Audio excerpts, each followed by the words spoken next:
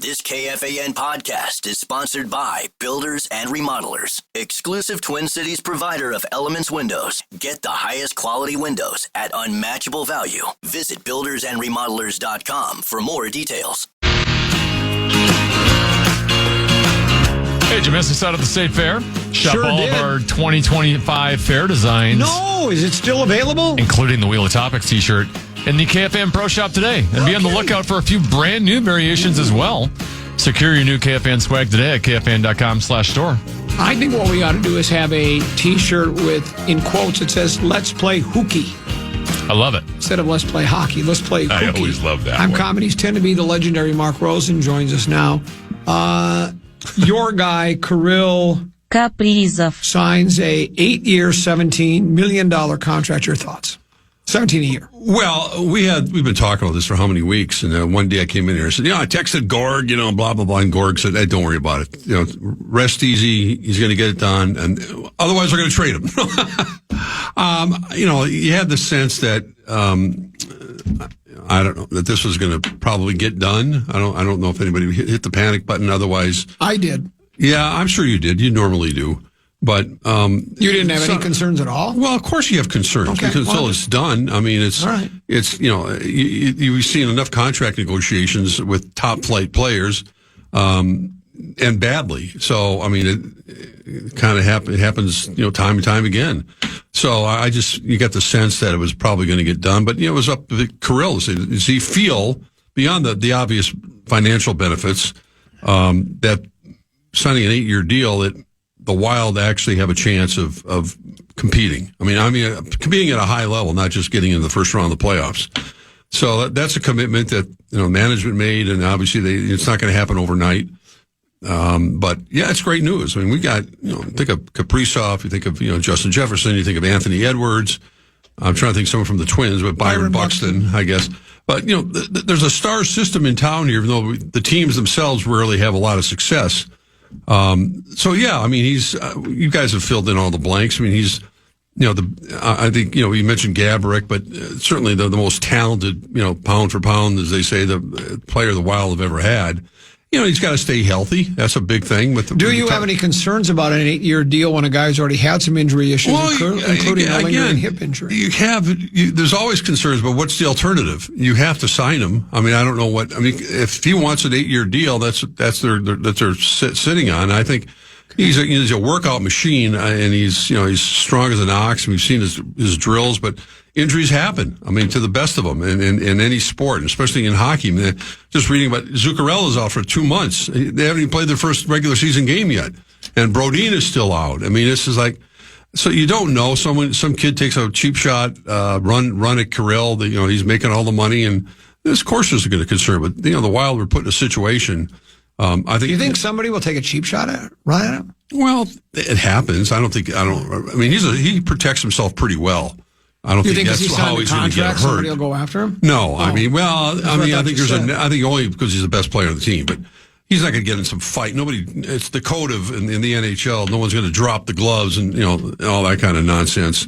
But it's good news. I mean, it's got to be welcome news for the Wild and Bill Guerin and Leopold and everyone associated with the team to get your star of stars, the highest, paid guy in the NHL right now. I don't know what Connor McDavid's thinking at the moment, other than the fact that he's probably licking his chops. As people were mulling it over, fans, media, everybody, what was going to happen, I was actually hoping that Kirill had wanted a shorter deal. Because I don't like the idea of signing anybody to 8 years. By the time he reaches year number 7 and 8, he'll be in his early to mid 30s, and with the injury history, I know that can be dangerous because if he takes off and he continues to play at the level he does and says, "Well, now I want to leave because he becomes a free agent again," I understand that. But if he does suffer, if he becomes injury riddled, if he becomes the Byron Buxton of the Minnesota Wild.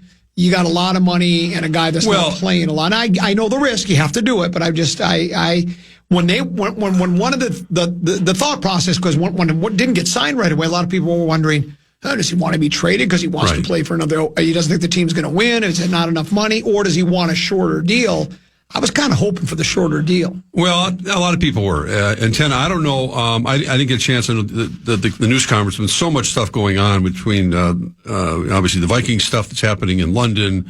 What's happening in London? Well, I think they're getting, PA's show and everything that went on in Norwich, the Kaprizov. Oh. Yeah, just there wasn't anything happening today. In fact, the players have the day off. Oh. But I think that the fear from fans, and immediately when you hear 8-year contract, you think, well, wait a minute, we just got done with Suter and Parisi paying those guys all that money and then handcuffed them for how many years? But it sounds like this is structured more in a bonus situation. Are they circumventing the cap a little bit? No, I don't think they're circumventing the cap. Well, how are they?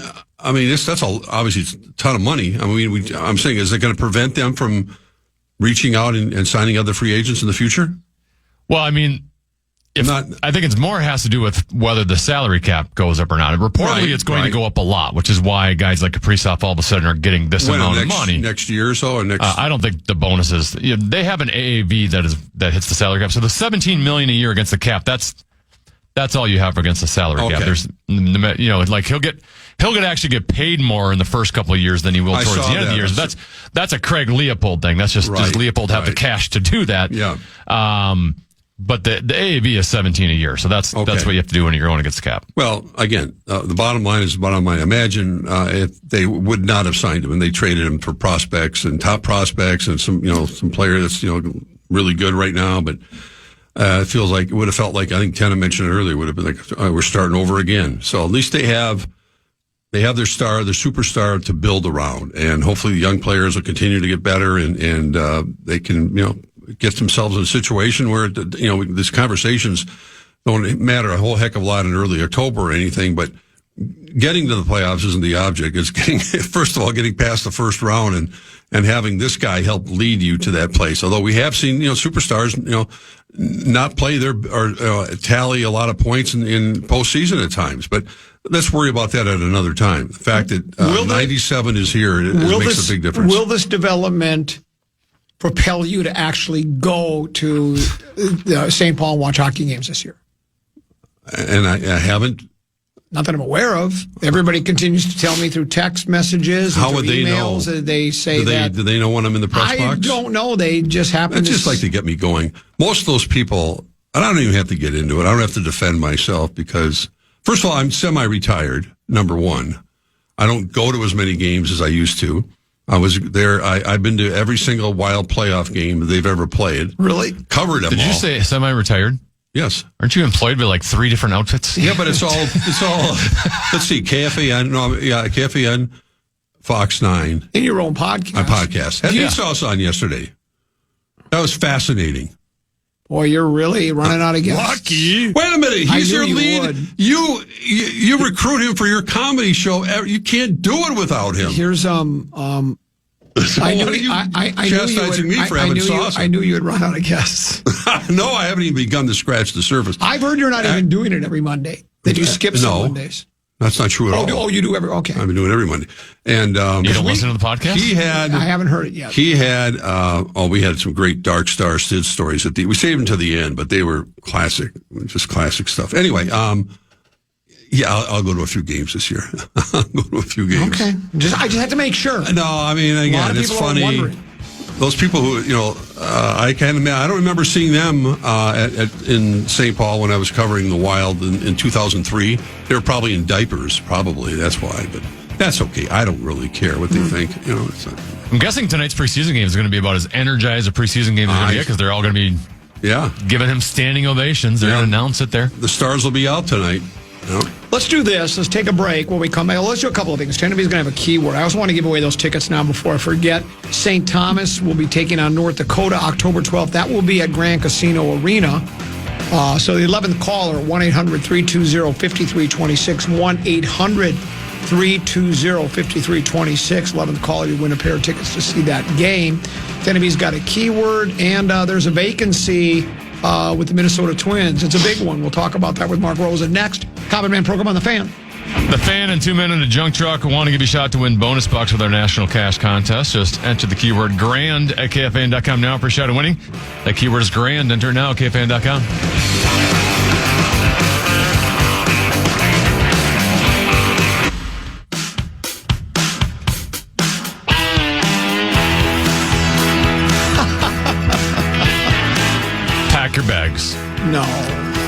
Power Trip Morning Show. Power Trip. Oh, they're taking over Vegas. They just take it over. 23rd through the 26th. Nobody can stop them. Live from Tom's Watch Bar with 2 huge football watch parties. And the best part, you do Vegas your way. Mama can't stop them. Stay where Daddy you want. Can't stop them. Fly how you want. Police and party can't with us stop in 'em. Sin City. Don't miss out. Get all the details at KFAN.com/Vegas. Pit boss can't stop them. Nobody can stop. They're just going to take over Las Vegas. Oh, it's just so exciting. Common here along with Teneby and Mark Rosen. Postseason play in baseball begins today without the Minnesota Twins. They are also without a manager. Rocco Baldelli fired yesterday. Your thoughts? Your thoughts? Pretty penetrating question you ask. Well, what do you want me to do? I'm not going to ask a Barrero question and go on for 10 minutes and give you my opinion. I'm just giving you some crap. Just your thoughts. It's the same old. I mean, it's the same old mantra in sports, in particular in baseball. We saw it with Paul Molitor. He won Manager of the Year, and they fired him. When in doubt, just fire the manager. Optics are such that I don't know how this helps anything, and I'm not defending everything that Rocco did. Far from it. But you like Baldelli as a manager? I don't think he hurt him. People liked him when they won a playoff series here 2 years ago, and they slashed payroll.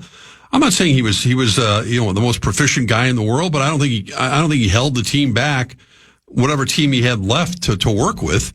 If I'm the new guy, whomever it is, Derek Shelton. I hear it says his name. Derek Shelton used to be here. And he comes. What are your sources telling you? I haven't talked to anyone yet about it.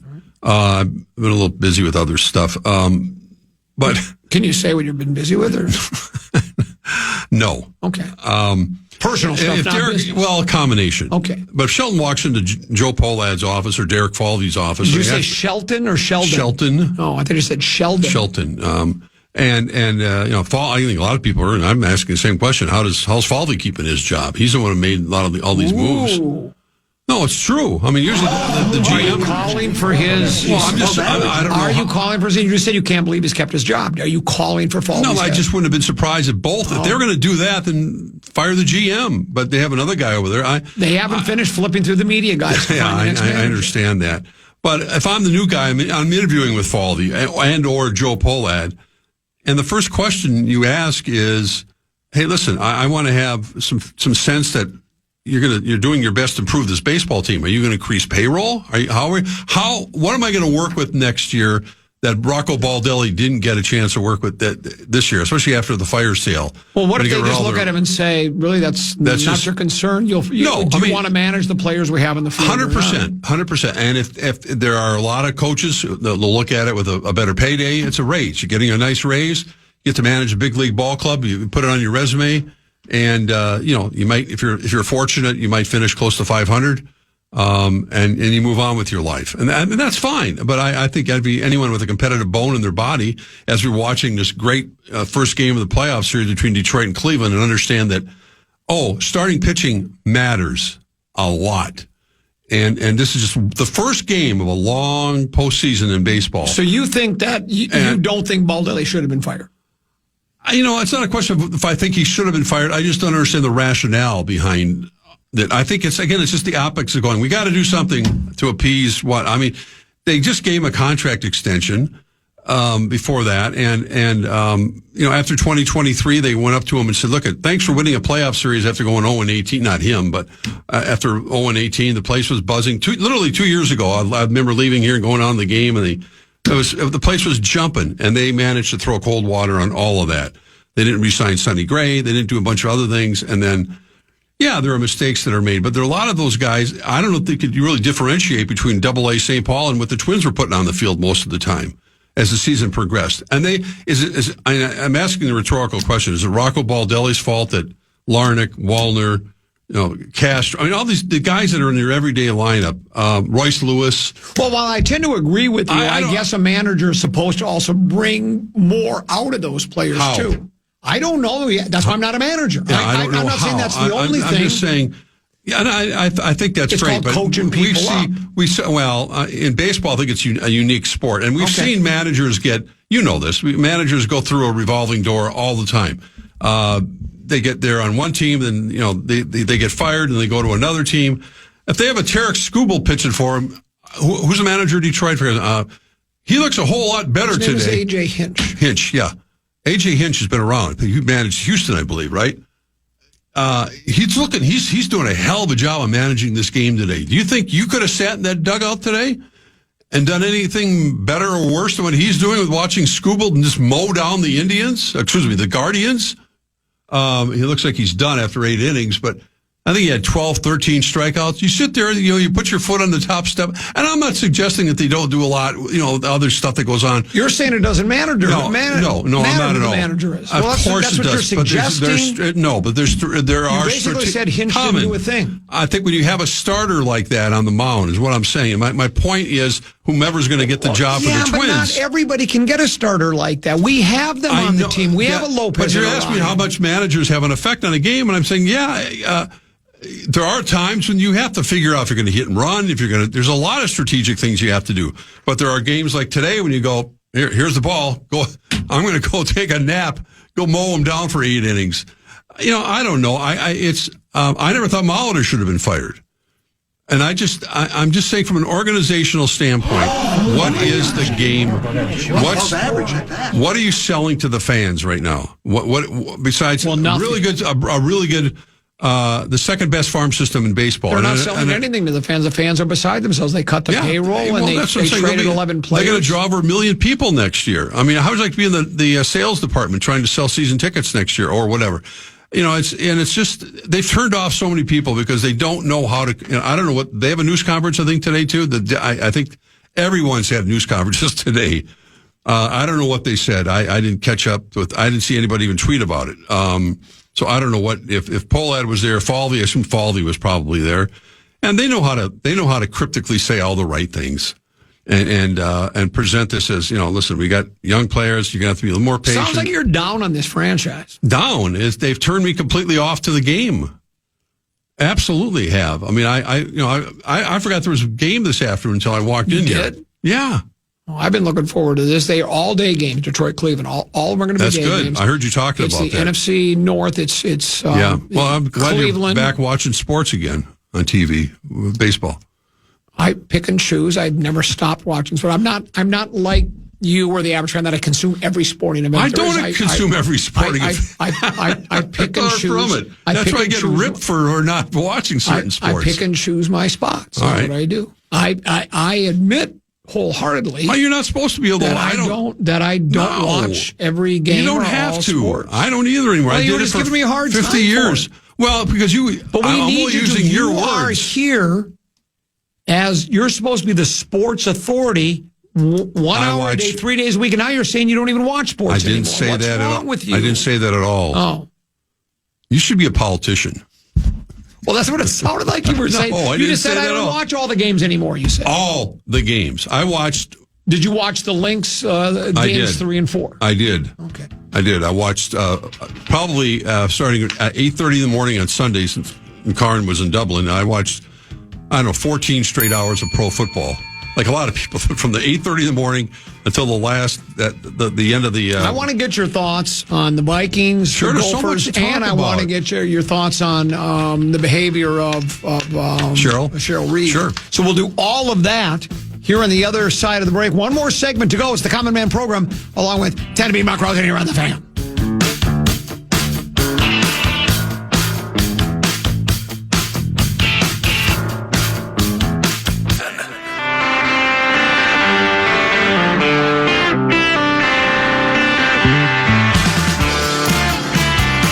KFAN welcomes Trans-Siberian Orchestra for 2 amazing shows at Target Center on December 28th at 3 p.m. and 7:30 p.m. Tickets are on sale now. Get complete show details, including a link to buy tickets at KFAN.com keyword calendar. Couple 13-14 pass, Common Man program. I'm Common. He's Tennessee Mark Rosen here as well. I'll ask the long-winded question. It seems like you prefer that. No, it doesn't matter. It's Game 3 of the WNBA semifinals. The Neptunes against the Lynx. Neptunes. The Lynx are desperately trying to get back into the ball game. Right. Nafisha Collier gets her pocket picked. There's an inadvertent bang into the leg. She goes down. They score. Cheryl Reeves pops a bolt. She charges across the court. screaming at referees. She gets evicted from the game. As she's making her way out, she's screaming at fans. She gets into the post-game news conference, drops an F-bomb, and says they need to redo the officiating crew, start the whole officiating department at WNBA. She said it was bleeping. What did she say? Malfeasance? No. What did she say? A lot of words. Whatever. Yeah. She was suspended for a game. Collier missed the game because of the leg injury, and then they went down. They had a 13-point lead going into the fourth quarter, and they lost that. Yep. Your thoughts on the Lynx and what happened about Cheryl Reed? It's a twofold answer, comment. I think first of all, before we discuss the fall, Reeves' reaction, I go back to game 2, and they had a 20-point lead with Napheesa Collier at home, and they lost that game. You can't do that if you're a championship team and you want to win the WNBA championship. That's just mind-boggling to me still that they lost that game. And that gave, who the hell they're Phoenix Mercury. Phoenix a lot of confidence, I'm sure. And that's why when Minnesota took the lead. And then, that's on Cheryl too. I mean, she didn't push all the right. We're talking about what Rocco should have been responsible for, and people are, have been tweeting at me about. What's that? You think responsible for nothing because managers just stand there with their. No, I didn't say that. With their foot up on the step. No, God, comment. That's honestly, what you you're said. So fructing to talk to. Well, that's what you said. I said that when you have a Tarek Skubal pitching, you can just stand there. Not when you have, never mind. I don't know. How do I get involved in these things?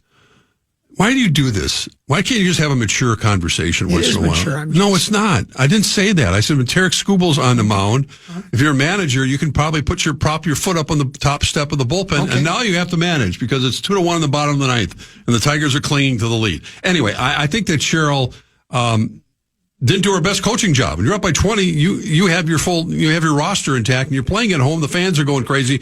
You blew that game and opened the door for them. As far as what happened, and I think that started, it sort of boiled over, with everything that was going on. The call itself, and I, like everybody else who watched the game, has seen highlights of it, watched it 1,000 times. I thought, I don't think it was a foul that when she took the ball away from Napheesa. There was incidental contact, I thought, afterwards. Unfortunately, it cost her, a ligament damage in her ankle, I believe, is what's been described. But I don't think it was bully ball, if you want to call it that. But I think it was a culmination, and because a no fall was called, that wasn't. It was a boiling point for Cheryl. And did she handle it well? Hell no, she didn't. I mean, not only cost her team, cost herself, that visual, but cost coaching the last game here at home. Excuse me, on the road. Could have handled it better. But there's that story. And there's a bigger story. Now, Napheesa Collier, who I think is she's a really well-respected player around the league. She's not one to be a dramatic person about a lot of things. She had a news conference today, and she said, quote, "We have the worst leadership in the world." She read a prepared statement, and she said, "I would have read it if they were hoisting the championship trophy in 2 years." And she called out the overall leadership of the WNBA. She said the commissioner had said to her at one point, when Napheesa questioned her, this was a ways back, about why don't we have a better collective bargaining agreement? Why don't we have this? Caitlin Clark and a couple other players are making all this money for the league. And the commissioner's answer was, if it wasn't for us, they wouldn't have any of this. I'm going, she didn't really say that. Caitlin Clark made more money in college than she did in the WNBA from a salary standpoint.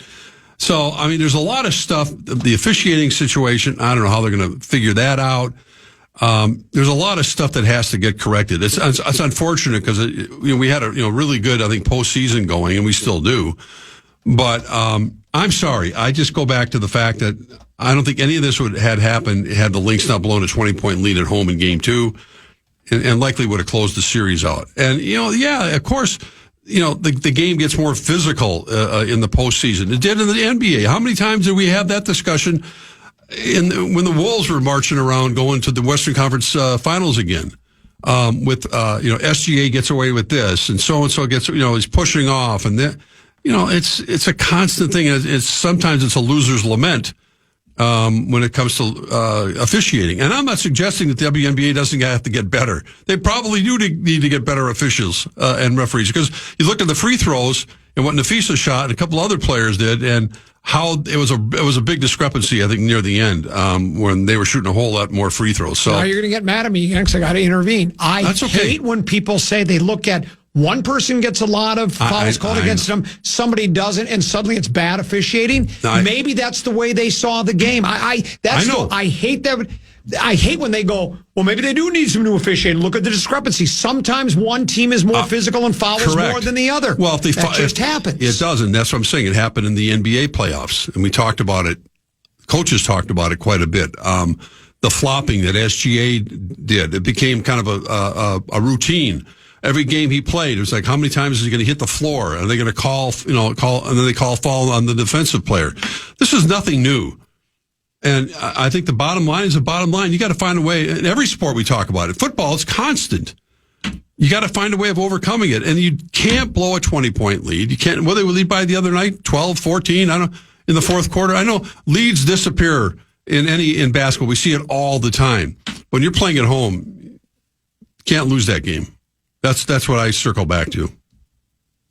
So I don't know the league, and then as far as the future and what Nafisa said today, I don't know where it's going to go, but the league is probably going to stand up and take attention. She'll get fined now, I'm sure, because of her comments today. When you say basically we have the worst leadership in the world, that's, and I don't think she cares if she gets fined. She wants to get her statement out there.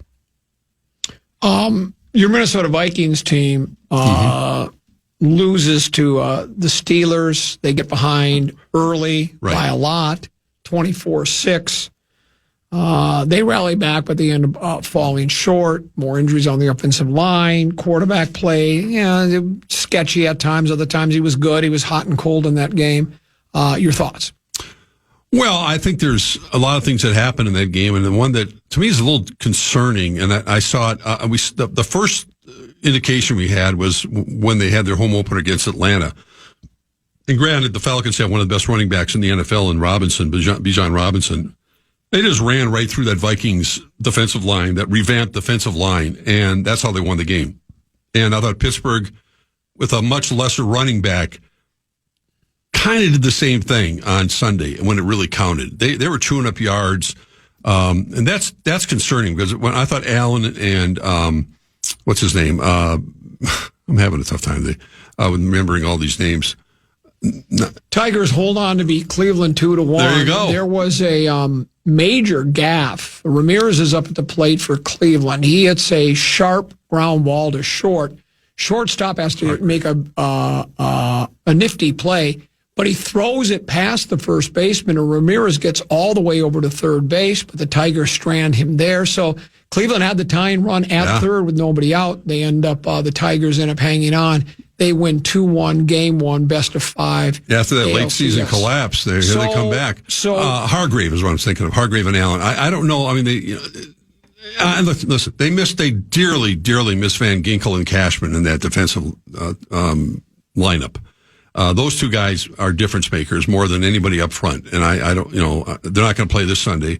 So that was disconcerting about, again, what's going on with the run defense and Flores, ballyhoo defense. And, Pittsburgh doesn't have a great running back. They don't have a great running attack, and they shoved it down our throats again a little bit. So, then the rest of it is, the fact that the Vikings even had a chance at the end, is kind of miraculous given what had happened in the game. So, they have to kind of limp their way through this game and figure out at least they have all week to prepare from an offensive line standpoint, that they know who's going to be in the lineup. They know O'Neill's not going to be. They know Donovan Jackson's not going to be. And the players who have been in and out got all week in London to prepare for, a Cleveland team that they should beat, but and I don't think the Vikings are going to score a lot of points. The Browns have a lot of great defense. Yeah, that's why I got to get with it. I don't know if they should be. They might think it's giving the Vikings. Well, they're 5-point favorite. I don't know how they are. That Cleveland defense is really good. Well, I think it's because their offense is so anemic, and there might be. It sounds like they might be making. I mean, I'm not saying the Vikings can't win, but I think that's a pick'em game. Well, it probably is. But, it sounds like Gabriel might get the call at quarterback. He can make his NFL debut against the Vikings. So who that's going to former Oregon quarterback. They should play Shador. Yeah, that ain't happening. But no, I don't know. They got to be seething a little bit, and I think the fact they have all week, hopefully, to prepare, to figure out quick rhythm passing, that whatever they have to do, run the ball better. They started doing that in the second half, and that's when they got back into the. And it seemed like they didn't do that early in the game, and I don't know if that's that O'Connell's love of that vertical passing game and going down, because you do have two weapons that are really good for them, Jefferson and Addison, but. If your quarterback doesn't have any time to throw, those plays can't develop. I think they spun their wheels a lot in that first half, and then they started throwing quicker passes, and the offense got going a little bit. You saw Rodgers. I mean, he was really good, and I know he's old and he's aging, and that's why I think after that first play of the game when he was sacked for an 8-yard loss, I thought this could be a beatdown. The Vikings are going to be all over. They're going to be aggressive without being reckless. Yet they went into that quick rhythm pass, get rid of the ball right away, rid of the ball, and they did, and they were able to move it. And then Metcalf had that great torched him. Yeah, and that was just such a beautiful play by Rodgers. Rodgers sat back there, and he kind of baited Pace. He hit him, and then Metcalf took care of the rest. Well, that's what I'm saying. I think they miss. Pace is to me a good special teams player, and he has his moments. But you take two guys out of that defensive starting team in particular, I think really integral to everything they do with Van Ginkel and Cashman. It happened last year. When Cashman went out, the Vikings defense was just not as good. And, if ever the fact that they have an early bye would benefit this team, this is the time after this week to get it in theory. The thing that is disconcerting for me is if you have key injuries on defense and your offense has to pick up the slack, and they haven't been able to do that. It's what happened with Detroit last year. They had 18 players lost. Yeah. They kept winning football games because they kept scoring a lot of points.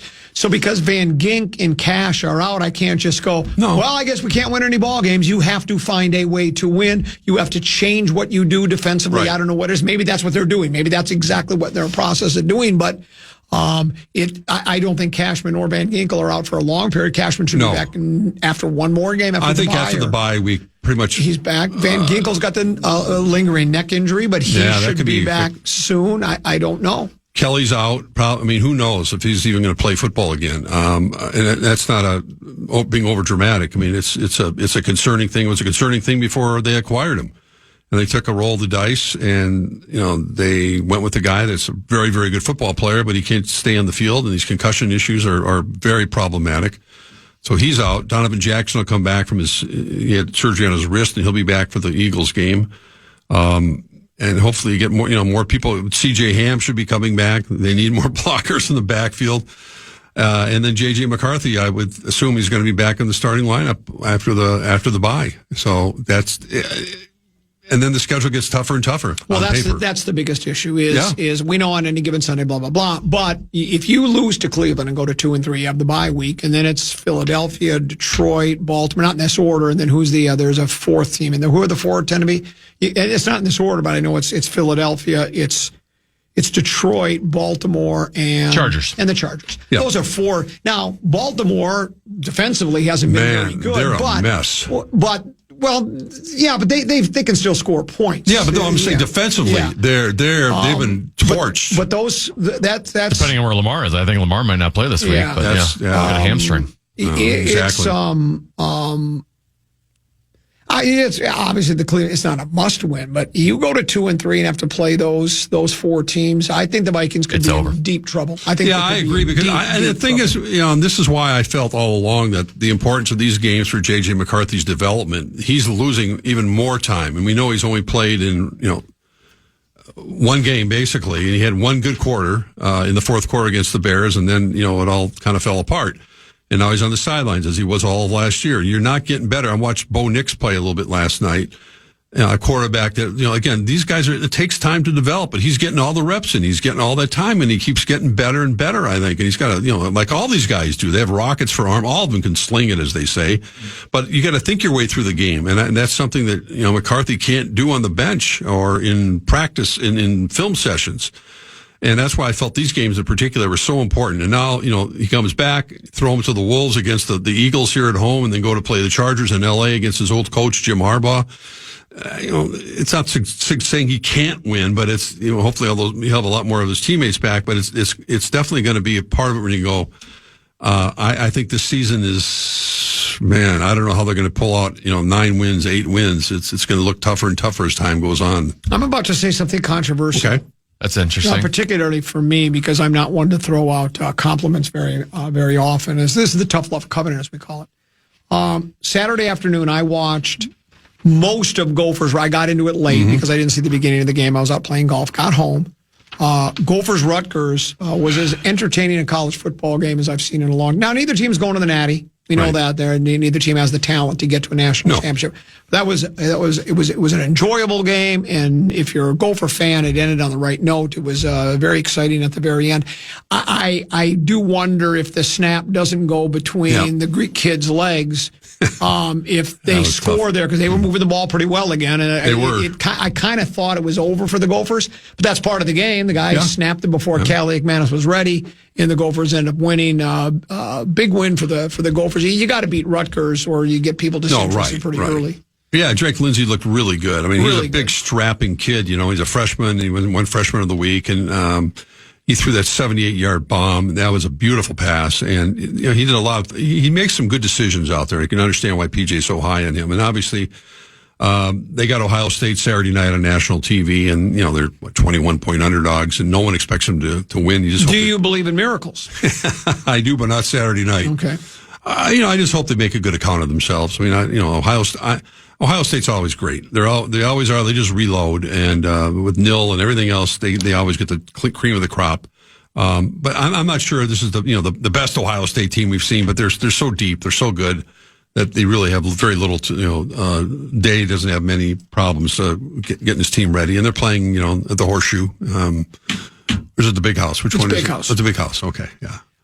You're not saying, you're just saying. I'm just saying. Yeah. That's my new thing. But it's, it's not going to make or break the Big Ten season. We know this isn't a game that, they were going to win. So they just have to kind of make a good account of themselves, go out there, they say nothing to lose, have some fun. When the coach talked about being delusional and trying to make that 12-team playoff, you looked at this and said the only way we could possibly do that is we can only have a 1-loss season, because you knew you were going to lose to Ohio State, but losing to Cal, right there now, you're going to be a 2-loss season. So not that it was even realistic, but the coach was doing, let's be delusional. We got to believe that those things can happen. Yeah. And that's the only way they will happen. And that's a good message for the kids, but it was pretty unrealistic. And now if they lose to Ohio State, which I'm assuming they will, that's 2 losses, and then they got to play Oregon. Oregon went into Penn State and won. Yeah, I mean, those teams are. You're just hoping for you can get into the top 12 with 2 losses, don't you think? Obviously, one of those wins would have to be against Ohio State or Oregon. You can as a team. I mean, I think again, it's looking at what Indiana is doing again this year. They look like that team now that's kind of developing who thought that Indiana, being a basketball school for all these decades, would ever rise up and be a football contender team. So you like this Gophers club? Well, they're fun to watch. I wish they could get a little healthier with the running back situation, Taylor, but I don't know. That may be an issue as well. Oh, it's fun. By the way, I aired when I said that Ramirez got caught was stranded. I heard he got caught in a rundown. Oh, did he? There was a ground ball, and he was caught between a third and home. 14 Ks. Which is a franchise record for the Tigers in a postseason game. Oh, we'll see you tomorrow. Yes, sir. Be back? I'll be back tomorrow. Tomorrow's Wednesday, so we got Rock Talk and Rock Rank. And Chip Scoggins. From 1 until 2. Tennessee, thanks for having me. Hey, great job. You as well. We enjoyed our visit with you today. We're back tomorrow at 12 noon. Big Ticket and Brett Blakemore, they're next year on The Fan. And good night, Mrs. Calabash, wherever you are. I'm a fraud. Yes. Listen back to any of Common Man's programs by podcasting on the iHeartRadio app or KFAN.com.